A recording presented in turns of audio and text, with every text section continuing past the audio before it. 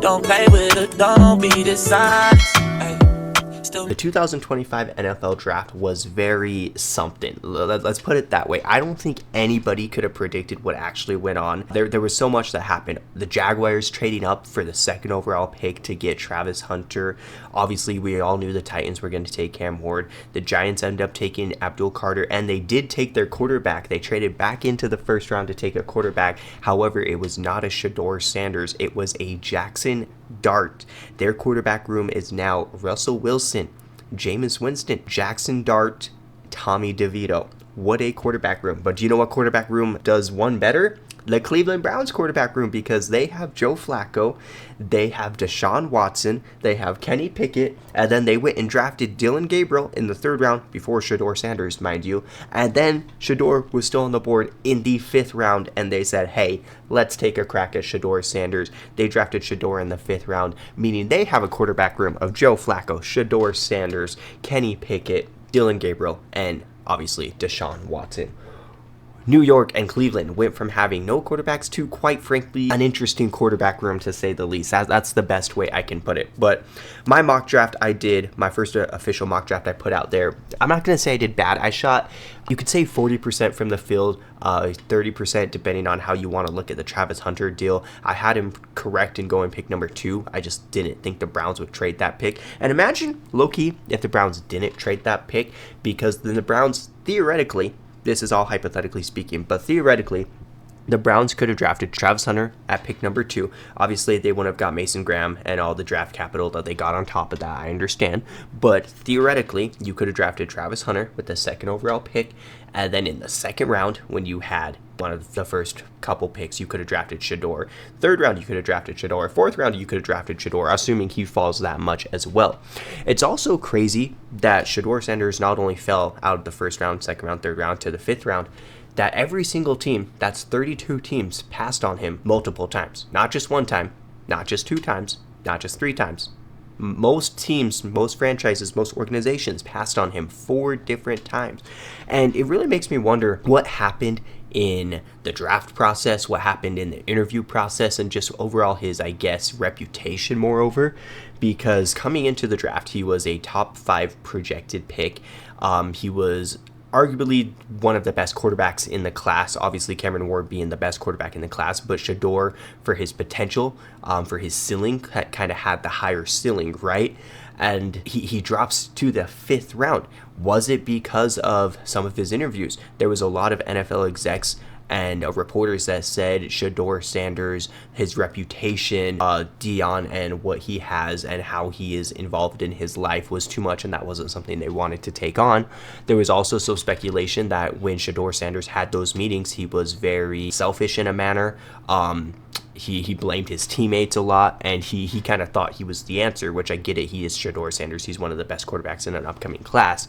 But he took on, like, hey, you guys need to draft me to fix your franchise. And other teams like, no, bro, we don't need to draft you to fix our franchise.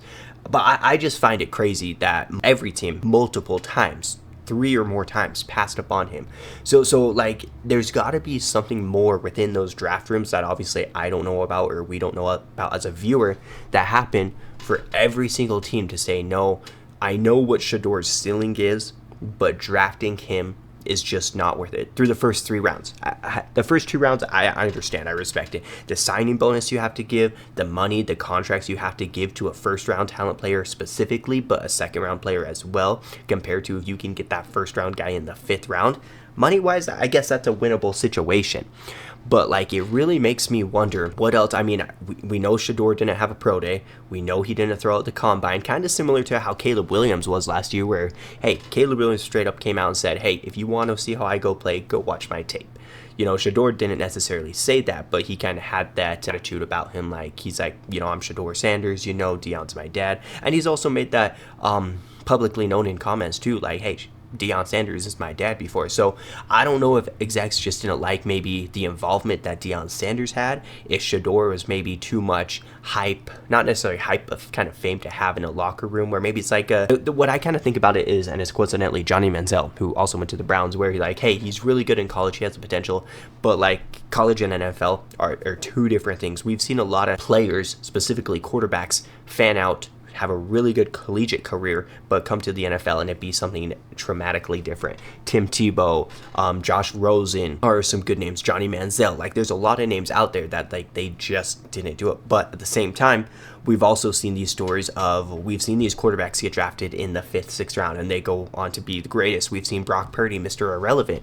He was the last pick of the draft and now here he is leading the Niners. I mean, I don't know where he's leading the Niners to right now, but he was leading the Niners at one point.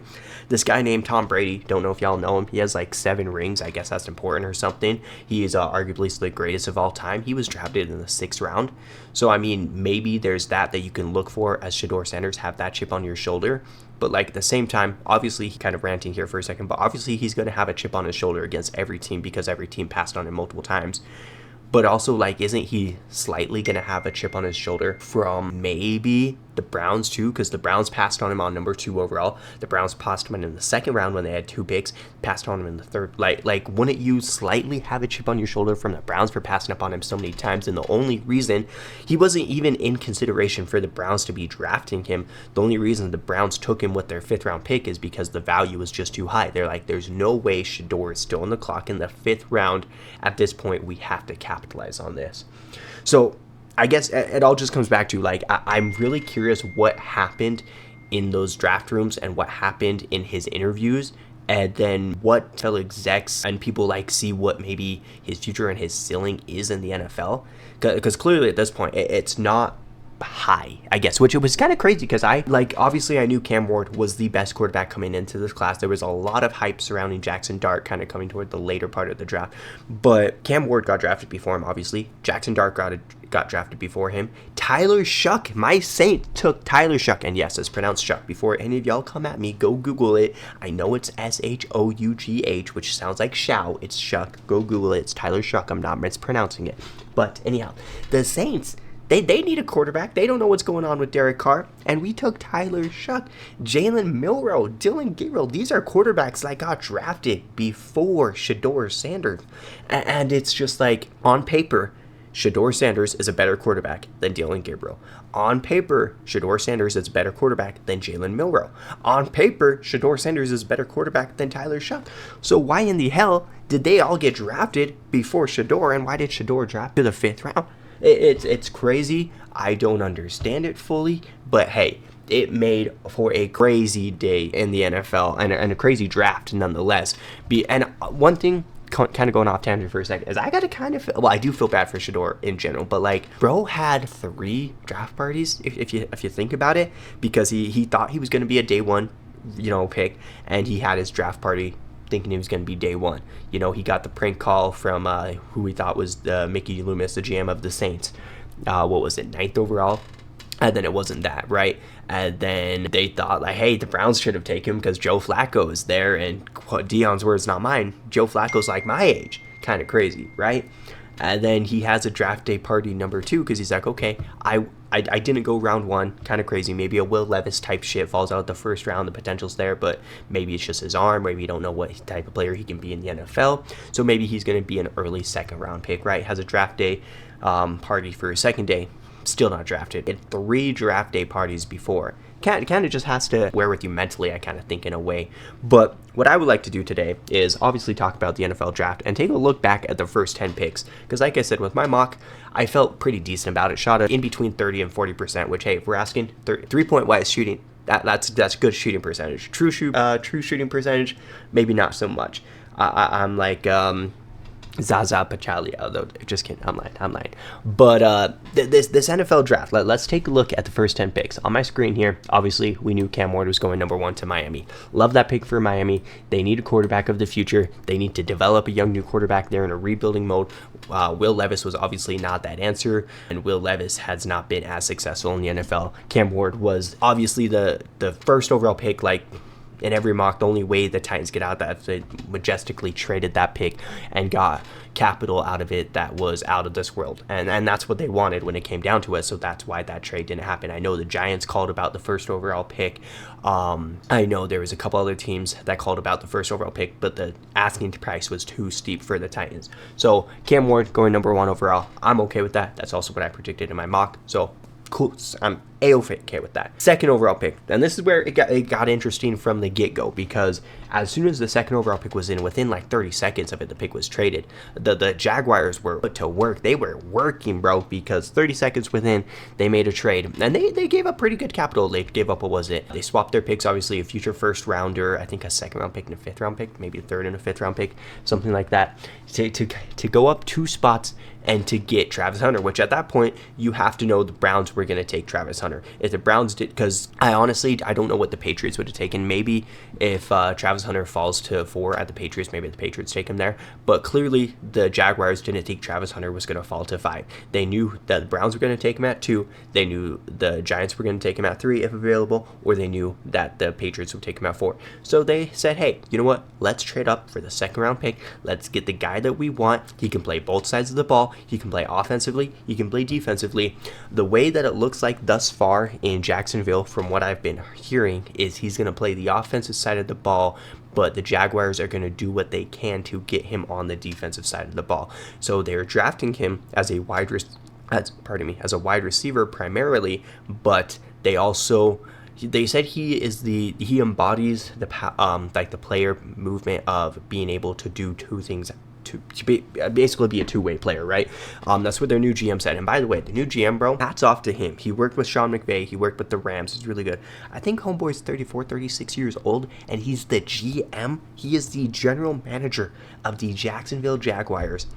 And bro, if you look at him, he has a baby face. I can't lie. But shout out to him and his ball knowledge and just the way he speaks. It's very profound. It's very like he obviously knows what he's talking about, not just throwing like big words out there sometimes. And I find that as someone younger who likes to be involved in sports and watches sports a lot, I find that very intriguing. I don't know, just a weird thing, random rant, but I do like what he's got going on there. And in their press conference, he basically challenged Travis Hunter too. He said, hey, I know that you want to be the player that you are and play on 2 sides of the ball. And I want to help you with that. I want to be the embodiment for that. I want to help you be able to achieve those goals together. And I'm intrigued to see how they're going to do that. Honestly, I think Travis Hunter should be a corner in the league. I'm not going to say he can't play both receiver and corner in the league because I don't know, but I do know at the end of the day, this is the NFL we're talking about and it's not college. I understand at a collegiate level, you can do 2-way players positions a lot easier. I mean, look at baseball, for instance. You see a lot of pitchers and shortstops. You see a lot of pitchers and outfielders who play collegiate careers and play at the collegiate level, and they're really dominating as a pitcher and as a hitter. But once they come into the league, they're told, hey, which one do you think you're going to be better at? Can you give me more stats at being a batter, or can you give me the better advanced stats at being a pitcher? Is your fastball going to be better, or do I want your bat in the lineup? And ultimately, that's what it comes down to. We've seen this, obviously, we have the 2-way player, Shohei Ohtani, but we've seen this with Mackenzie Gore. Mackenzie Gore came into the league. He batted like a 321 in college, and he was a really good pitcher, and they said, hey, you got to pick one or the other. Like, you have a power bat, but I don't think you're going to hit for average in the majors. Hey, you got good stuff on the mound. Let's see what you can do as a pitcher. And not saying he's been terrible as a pitcher, but it kind of makes me wonder if he didn't go the pitching route, what type of player he would be to this day as a hitter. But going back to this, Travis Hunter, I think he should play corner because I think he's more of a corner level type of player, and then you could use him offensively maybe on those times. But I also see where the Jaguars are coming from.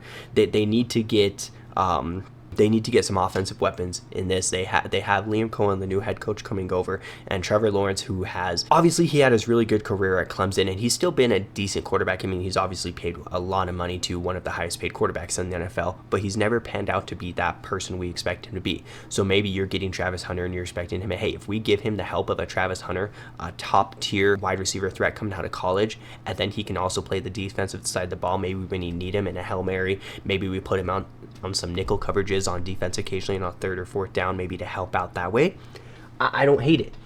the trade up for the Jaguars to get Travis Hunter was kind of a lot, but I don't hate it here, and I really like what this does specifically for Trevor Lawrence and coming into his 6th, 7th year now, and then a lot for Liam Cohen too, because Mr. Duval over here coming into coaching his team, first team, he did really great things with Baker Mayfield last year, being the offensive coordinator for the Tampa Bay Buccaneers, and I see a lot of flashes that Trevor Lawrence kind of has similarly to Baker Mayfield. Obviously, they're not the same player, but they have kind of the same archetype when it comes to throwing the ball, when it comes to a long ball. So I can see what Liam Coleman's trying to do with that. And then obviously there they had Mike Evans and Chris Godwin. They had a really good receiving core. Whereas if you come to Jacksonville, maybe not so much. And they just got rid of Christian Kirk because he went to the Texans now. And then Evan Ingram went to the Broncos. So offensively, they didn't really have anything. So I like this pick. I was shocked that they traded up, and then I'm a little shocked they are using him offensively. But overall, I like this pick. Abdul Carter going to the Giants. I mean, assuming he was on the board at 3, assuming 1 and 2 was Cam Ward and Travis Hunter, we all knew Abdul Carter was going 3. The only way that this would have maybe panned out is if Shador went 3rd. But the fact that they got Russell Wilson and Jameis Winston, it told me enough that I think they was liked a quarterback and was wanting to kind of have a quarterback learn behind obviously a Russell Wilson and Jameis Winston. But it wasn't enough to, hey, we're going to draft him with a top 5 pick. And then Abdul Carter, like I said, and I said this in my mock draft, if Cam Ward and Travis Hunter wasn't available, if Cam Ward wasn't the overall prospect and the top team needing a quarterback, Abdul Carter is probably the first overall pick in 9 times out of 10 drafts. Abdul Carter was that good at Penn State. I think he is going to be legendary. And low-key, New York has got something cooking because they got Cam Scatterboo later in the draft, right? They drafted Abdul Carter. They drafted Jackson Dart. You bring in famous Jameis. You bring in Russell Wilson. I think you guys got Paulson Adebo. I'm pretty sure you guys got Javon Holland from the Dolphins earlier. Brian Daboll has actually done, I know his coaching career is on kind of thin ice right now, but he's actually done a lot to try to turn around, and maybe he can. I mean, they play in a tough division ultimately, where it's going to be the Eagles who just won the Super Bowl, where it's going to be the Commanders who just made it to the championship game, and then obviously the Cowgirls are there. But it's a tough division, but I mean, you can make some noise in that division if the Commanders don't repeat and have a successful season as they did, and if maybe the Eagles have a fall off. I doubt the Eagles will have a fall off, but I mean, Brian Daboll, though, he's got to do as much as he can. I love this pick. 4th pick, I predicted this one too. This is where I had these going. I had Cam Ward going 1, I had Travis Hunter going 2, I had Abdul Carter going 3, I had Will Campbell going 4. Like I said, I just did not expect the Jaguars to trade up to get Travis Hunter. But I really like this for both Drake May and for Mike Vrabel. Drake May being the young stud quarterback that he is, and then they obviously brought over Stephon Diggs this year. There was some rumors that maybe you take a wide receiver like Tedro McMillan here and give Drake May some weapons so we can really truly see who he is offensively. But that's just not who the Patriots organization is. In basketball terms, it's kind of like a grit and grind, right? Where they're gonna ground and pound. You're gonna run it through their teeth, and then maybe get in with a play action bomb here and there. Have a solid wide receiver 1 that you can depend on, and is Stephon Diggs that solid wide receiver 1 that you want to depend on? Probably not, but he's also solidified enough as a wide receiver throughout his career that he's a good safety weapon moreover for Drake May. So I kind of like this. He just wouldn't be the ideal number 1 choice in my offense, but I don't hate that they got Stephon Diggs to kind of give Drake May that safety blanket. Although it's not a tight end, it is a wide receiver safety blanket, and then you go and you protect Drake May with Will Campbell, and you have them who can grow up and have their careers together. I mean, Will Campbell and Drake May ultimately should only be getting better. And then Mike Vrabel coming over, obviously coaching his first year in New England after helping out in Cleveland, and then obviously coaching before in Tennessee. I really like what Mike Vrabel can do as a foundation and grow and build with that. At the 5th pick, this is where it got interesting, because obviously there was the trade with the Browns and the Jaguars. The Browns trading back to get the 5th pick and get in the future capital as well. But then I'm like, okay, now I kind of thought, okay, the Browns still need a quarterback. There's obviously everything going on. And I'm like, you don't take Shador at 2 because you trade that pick. I'm like, do you maybe take Shador at 5? And I'm like, okay, well, because obviously Travis Hunter's off the board now, Abdul Carter's off the board. So I'm like, maybe they take Shador here, right? And then they went defensive again, and they took Mason Graham. And I like this pick. I like the fit specifically of Mason Graham defensively and Myles Garrett defensively. But what I just don't like about Cleveland is, I mean, it makes sense now because they do have Shedeur later, but like, I don't know which direction this franchise is going offensively, because I think Travis Hunter would have helped them a lot more specifically, even offensively or defensively, because you have Denzel Ward on the defensive side of the ball, so you could have put Travis Hunter on the offensive side of the ball. But who is Shedeur Sanders? Who is Dylan Gabriel? Who is Joe Flacco? Who's Kenny Pickett going to be throwing the ball to? Like, that the Browns' defense has always been good. But like, who's gonna help move that ball? Because when Deshaun Watson is getting sacked when he's tackling himself, or when he only can get 1.2 yards per carry, or when Nick Chubb's not being fully healthy, and we don't even know if Nick Chubb's coming back to the Browns this year, because I'm pretty sure he's technically a free agent. I could be wrong though. I might be a casual. But like, how are the Browns offensively going to move this ball? And it also like makes me wonder, like, because there's the whole rumors with Myles Garrett requesting a trade, wanting out, wanting to go play for a championship contender, wanting to go win. And then the Browns said, "How about 40 mil?" And he said, "Damn, bet." And then he also was asked about it in a interview, like, "Hey, is whatever is going on in the quarterback room, is that enough for you to?" And he's like, "Well, obviously I signed, but he's like, they sat me down, they told me." He's like, "Obviously I can't tell you guys." But like, it kind of made me wonder, like, what was told to him? Because they're like, did they actually sit Myles Garrett down and be like, "Hey, we're gonna take Dylan Gabriel, we're gonna take Shedeur Sanders if he falls." But at this point, it wasn't in the Browns' thinking to take Shedeur Sanders, because they only took Shedeur in the 5th round because he was still available. So did they sit him down and said, "Hey, we're going to take a young quarterback and maybe let him think it was going to be Shedeur," and he liked the idea of playing with Shedeur maybe? Or they said, "We're going to bring in a veteran," because, I mean, Kirk Cousins is still available. I don't know. Maybe the veteran was bringing back Joe Flacco at this time and said, "We're going to run it with this, and then we'll give you 40 mil. Is that enough for you to stay?" And I mean, Myles Garrett is a dog. Get your bag, son. But like, just after his comments of saying he wants to go play for a winning organization and wants to win a Super Bowl to the ultimatum, like, I found that very interesting. But nonetheless, I do like this pick for the Browns. I would have liked Travis Hunter better as a pick here, offensively and defensively, and just overall for the franchise. But I don't hate the Mason Graham pick. The Browns still are going to be good defensively, but I think their questions should be, and going forward, are offensively. The Raiders. Now this one, I heard a lot of rumors about Genty going to the Raiders, and obviously it made sense with Chip Kelly coming over to be the offensive coordinator, after helping Ohio State, and then obviously previously coaching Philadelphia and then Oregon in his collegiate career. It makes sense that he wants a good running back. And then obviously Pete Carroll, his ground and pound with Marshawn Lynch's experience, or not experience, but relations that he's had with Pete Carroll and then with the Las Vegas Raiders.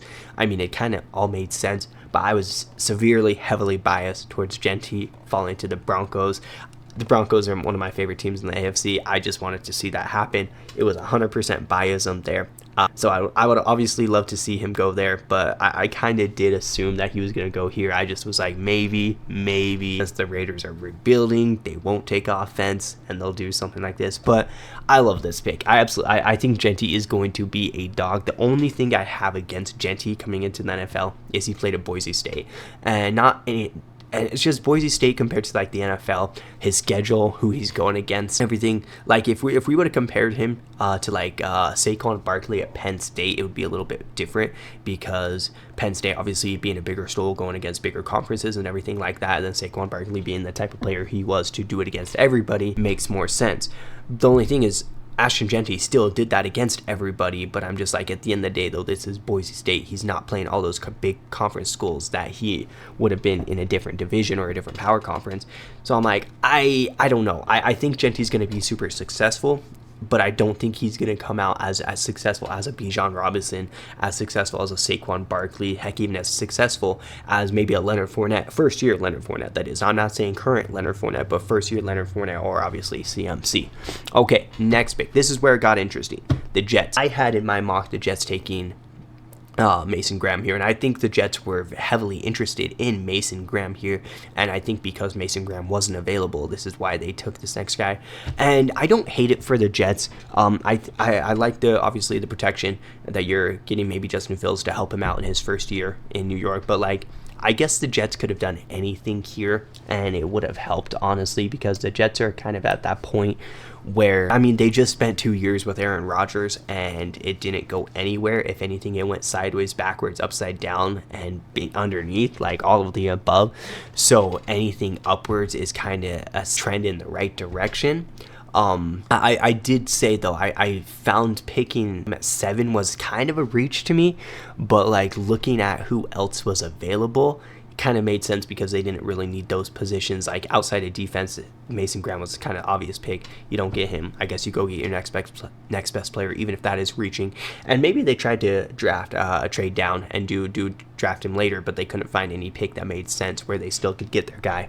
So sometimes you have to reach on that and take your guy, which I don't hate. I like that. And then we get into the Panthers taking Tedrow McMillan. I didn't think T-Mac was going to drop to 8. I thought T-Mac was going to go to the Jaguars at 5. The Jaguars needed a receiver. I thought T-Mac was going here. This makes the most sense. Assuming a wide receiver was still on the board, like a T-Mac for the Panthers, you go and get Bryce Young, a good wide receiver weapon who's not Adam Thielen. Like, Adam Thielen's good and all, but Adam Thielen's aging, and Adam Thielen. Let's be honest, at the end of the day. I love this pick to go get Bryce Young, a young receiving weapon that he can build with, and that's exactly. I just was shocked that T-Mac fell to the 8th pick. But once I saw that the Jets didn't take T-Mac and that he was there, I'm like, the Panthers are taking him. There's no shot the Panthers go and take a defensive help. I had them taking, I think, safety Malachi Starks, who, I mean, he fell way further than I predicted. So what do I know, ball, I guess. But I had them taking Malachi Starks. But they need a receiver. Like, their defense isn't bad. The Panthers.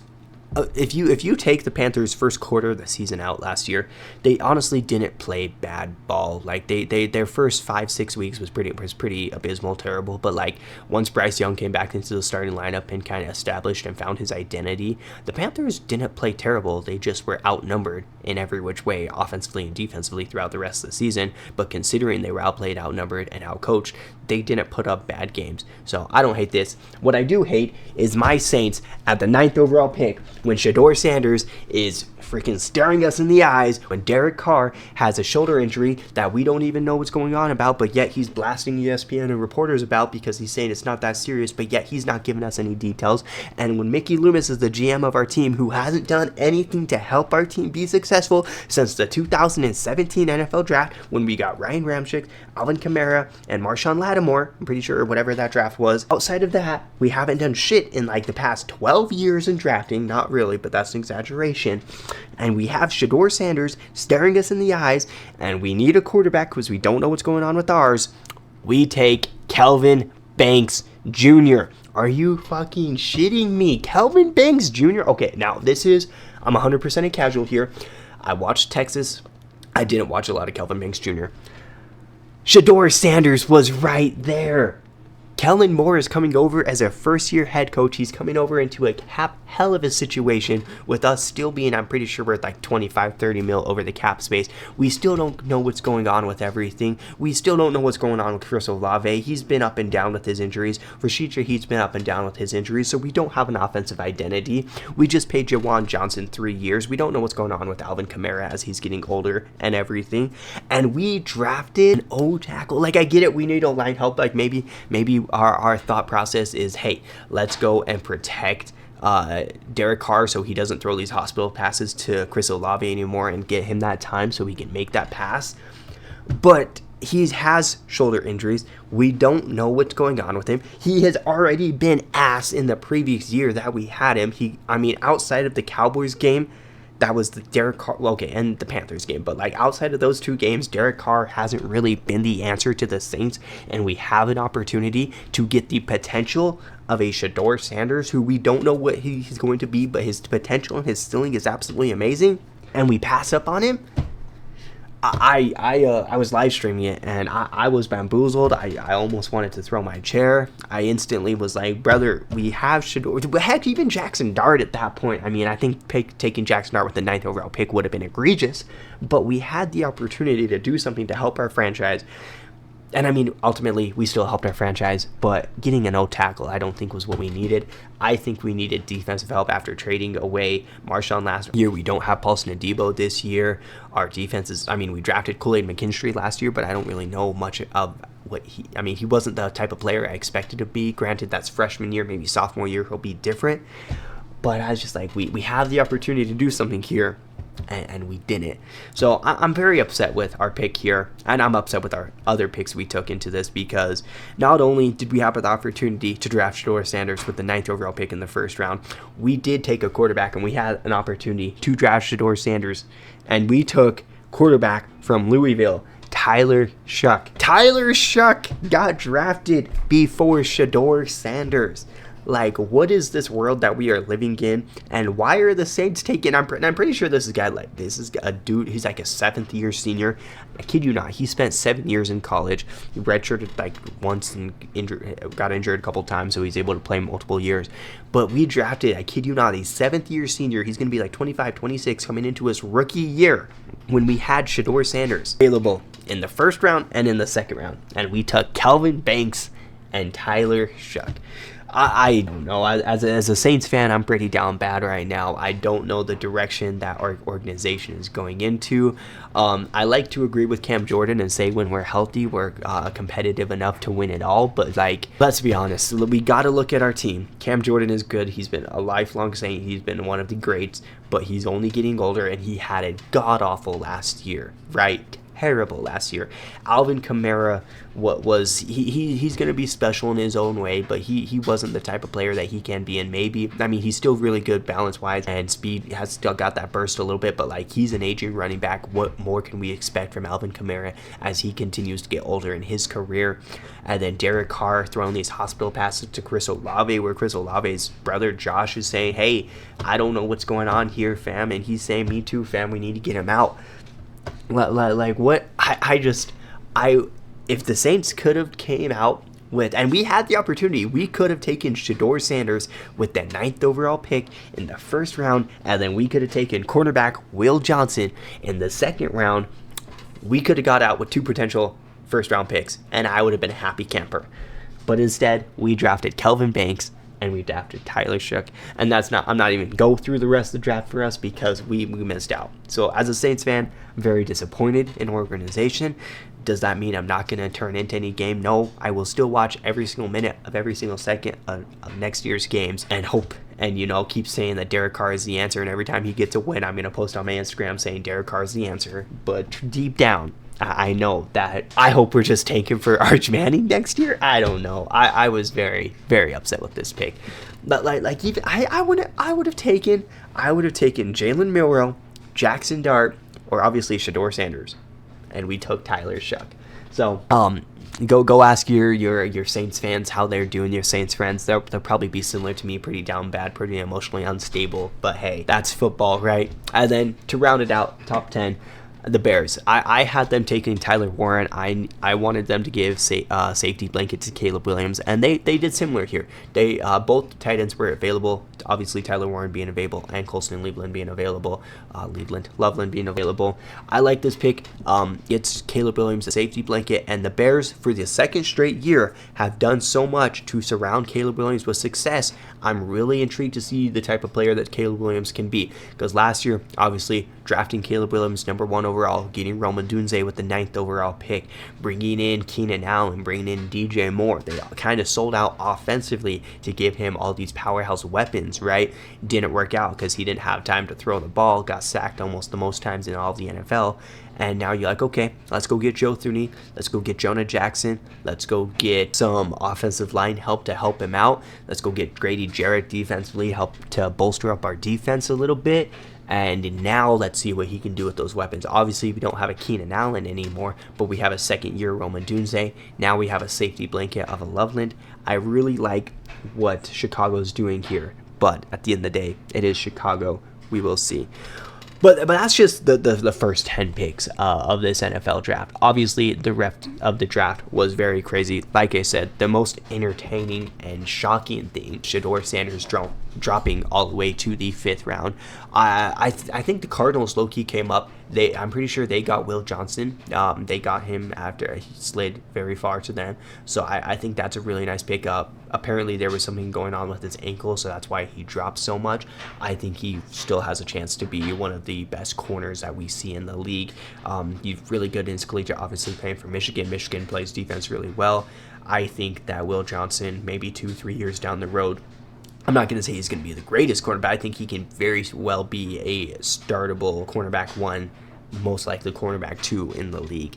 So I really like the Cardinals pick there. I think the Browns in a way kind of won the draft. The fact that you get Mason Graham and then you get Dillon Gabriel, and the fact you still get Shedeur Sanders in the 5th round kind of comes up as a win to me. Kind of crazy, like I said, that he fell to the 5th round. Absolutely insane. But I mean, the fact that he got him when he was supposed to be a first-round talent, and you got him in the 5th, potential in the ceiling is there. But at the same time, if you're Shedeur, the Browns passed on you 2-3 times, and every other team passed on you 4 times. You've got to have a gigantic chip on your shoulder. And that, like I said, first 10 picks of the draft, crazy. Overall, entertaining draft nonetheless. Hopefully the Saints do better next year, and we don't take an offensive tackle or an offensive guard or a center or like a linebacker. I mean, we probably need a linebacker. I wouldn't be opposed to a linebacker. But Shedeur Sanders goes to the Cleveland Browns in the 5th round. Jalen Milroe goes to the Seahawks in the 3rd round. Dillon Gabriel, that was the one that caught me.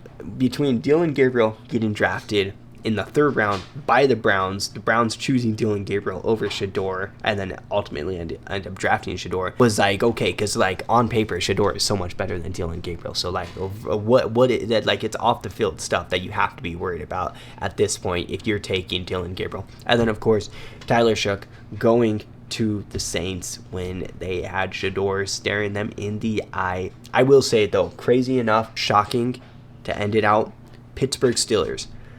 Obviously, you went and you got DK Metcalf this year. You don't have a Najee Harris anymore. You have George Pickens. I still don't know who is going to be throwing George Pickens and DK Metcalf the ball. They might just be fighting everybody on defense because they don't know who's throwing them the ball. Obviously, there's the speculation that it's going to be Aaron Rodgers, but he hasn't came back from his darkness retreat yet, so we don't know if it's going to be Aaron Rodgers. But the fact that they had an opportunity to also take a Shedeur Sanders or a Jackson at the they could have taken Shedeur with the 21st pick or something like that, and they didn't. It makes me think that it's got to be Aaron Rodgers, but when will Aaron Rodgers come back and say? And also, like, Aaron Rodgers is pushing 40, 50, 60, however old he is now. And do we really think Aaron Rodgers? I mean, last year he was ultimately a lot better with the Jets. Like, offensively, if you look at his numbers weren't bad. It just collectively as a team, the Jets were ass a $. So, like, maybe there's some speculation that Pittsburgh offense is very similar to the Jets offense where it just doesn't move or maybe goes 4 yards. So maybe Aaron Rodgers isn't that answer. But when you got DK Metcalf and George Pickens, you got to find somebody to give him the ball. This 2025 NFL draft, though, absolutely crazy. Donkers. Shedeur falls out to day 3, day 4, going to round 5. Travis Hunter is a Jacksonville Jaguar. Mason Graham goes to the Browns. What a crazy draft. That's my thoughts on it. Like I said, I shot a unreliable 30%, kind of clean 40% if we're talking about 3-point field percentage from the draft. I don't know. I don't hate it. You guys let me know your thoughts on it. 2025 NFL draft. Absolutely crazy.